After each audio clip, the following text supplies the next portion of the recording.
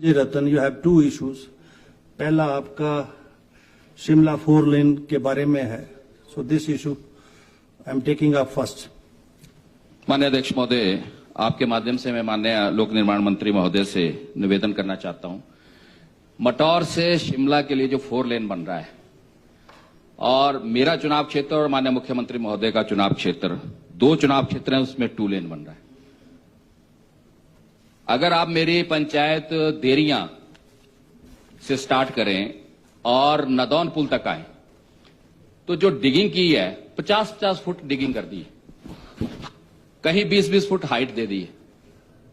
बाबा पंजा जहां से मेरा चुनाव क्षेत्र शुरू होता है वहां पे 50 से 70 फुट तक जो है वो डिगिंग करके जो है सड़क जो है वो डाउन कर दी है।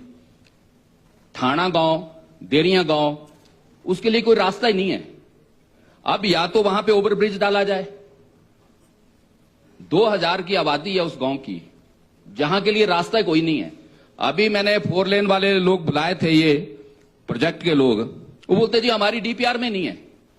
भाई जब आपकी डीपीआर बनी तो वो सड़कें तो एग्जिस्ट करती थी, पीडब्ल्यूडी के रोड हैं, लोग रहते थे, तो ऐसे कौन बेवकूफ लोग थे जिन्होंने वो डीपीआर बनाई? बड़ी सीधी बात है। ये तो मानवता के साथ अन्याय हो रहा है, पशुओं के साथ अन्याय हो रहा है। लोग अपने खेत को नहीं जा सकते, अपने घर को नहीं जा सकते, अपने पशु को नहीं ले जा सकते, जाएंगे कहां लोग? और इतनी खुदाई उन्होंने कर दी हुई है कि वहां पे वो सड़क बनाने का नाम नहीं लेते हैं, कहीं पौड़ी नहीं बनाते हैं। बाबा पंजा में ये हालत कर दी हुई है। उसके बाद उन्होंने जो है वो ठेड़ा में ये हालत कर दी हुई है। नवाड़ की सड़कें बनी हुई हैं, उनकी भी कोई कनेक्टिविटी नहीं है। नवाड़ की सड़कों को भी उन्होंने छोड़ दिया हुआ है।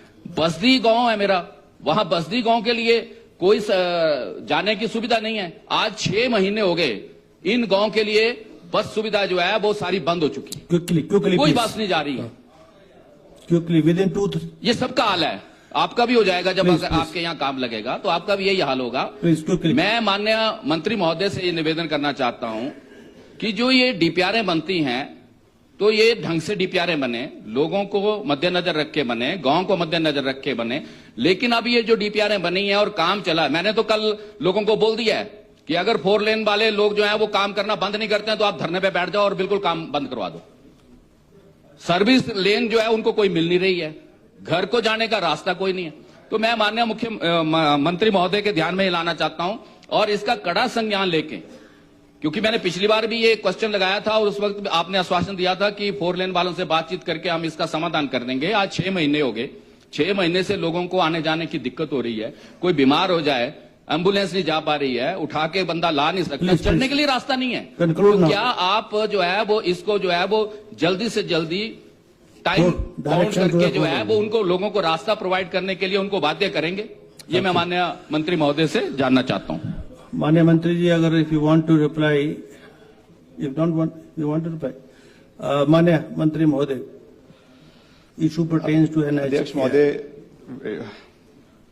जो ये इशू है एनएचएआई का है और मुझे ये देखते हुए दुख होता है कि अभी मैं आज सुबह बल्कि बीबीएमबी का भी किस्सा पढ़ रहा था कि हमको प्रदेश में कोई पुल बनाना है, प्रदेश में कोई खेती बाड़ी का काम करना है, उसके लिए बीबीएमबी से परमिशन लेनी पड़ती है और वही हाल हमारे एनएचएआई का है।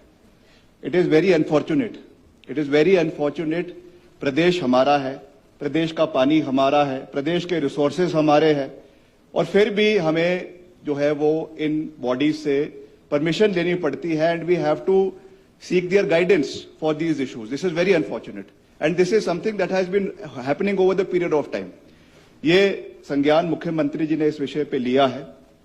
मैं आदरणीय सदस्य संजय रतन जी को इस पे विश्वास दिलाना चाहता हूं कि इस पे हमें केवल मेरे इस पे आज यहां पे अपना बयान देकर ये बात पूरी नहीं होगी। इसके लिए एक मैकेनिज्म फ्रेम करने की आवश्यकता है कि जो भी काम प्रदेश में बाहरली एजेंसीज द्वारा किया जा रहा है उसमें एक मैकेनिज्म बनाया जाए और प्रदेश के हितों की सुरक्षा की जाए। ये इंस्टेंस जिसका ये कोट कर रहे हैं, ये पहले भी ऐसे इंस्टेंसेस शिमला कालका जो हमारा 4 लेन हुआ है इसमें भी हुए, जो हमारा कीरतपुर बिलासपुर मंडी आपका मनाली कुल्लू मनाली है उस पर भी हुए, बल्कि हमने बिलासपुर में जाके तो इसकी एक मीटिंग करी डिप्टी कमिश्नर के साथ, सारे एनएचएआई के अधिकारियों के साथ।